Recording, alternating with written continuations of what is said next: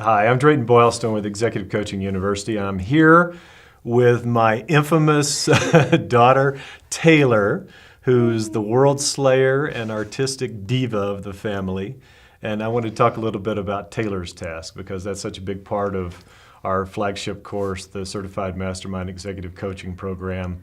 And Taylor's Task really came about and was inspired by Taylor. And we're going to tell the story about how this all came about and how it really applies to our flagship program. So Taylor, thanks for sitting in with your dad today. I appreciate it. And I remember when Taylor's Task started, and this was probably 6 years ago? That's a while ago. Probably 6 years ago, and I remember walking up from my office one day, and you're on the computer, and I said, "What are you doing, honey?" And you said at the time, "I'm writing an email to Patty Calhoun." And I looked at you and I went, "Patty Calhoun, I know that name." And you said, "Patricia Calhoun from Westward." And I said, "Well, what are you asking Mrs. Calhoun?" And she said, "Well, you said, I'm telling her I am so great and she needs to hire me." Do you remember that? Yeah. And so what happened? You sent the email to, and you found, first of all, you found her private email account. I found her email. It wasn't that hard to find. I found it and I emailed her and I just said, "Hey, let me be your intern. I'm really good at taking pictures. Let me come work for you." And she said yes. And that kind of spurred a whole series of me just asking for what I want. I love it. And I remember when I asked you that, and your reaction was so pure. I said, "Honey, that is incredible. I'm so glad you're doing that." And you looked at me and you got this perplexed look on your face, and you said, "Dad, I don't have the job today. What am I out if she says no? So why not just go for it?" And that's kind of been your life, hasn't it? Kind of, yeah.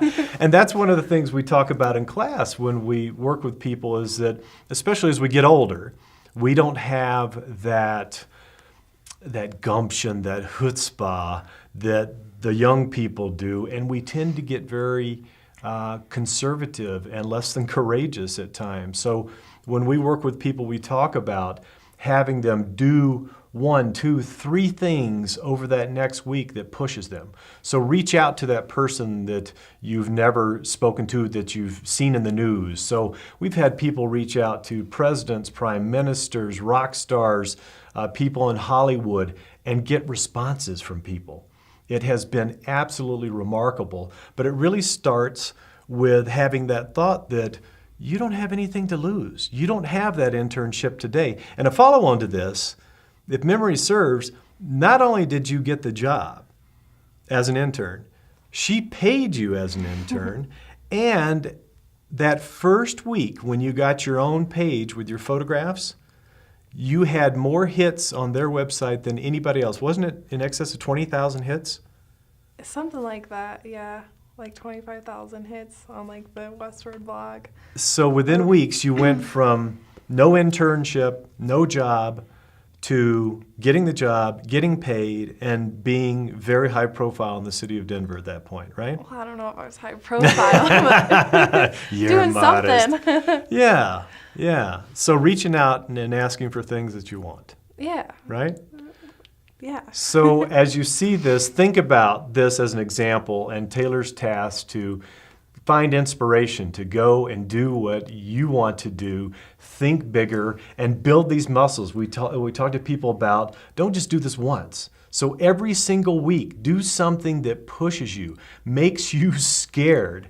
As Eleanor Roosevelt said, she said, "Do one thing that scares you every single day. And that will help you grow, and that's what we want you to do. That's what all of us should do." So go out and do a Taylor's Task. You do more Taylor's Tasks and have fun with it.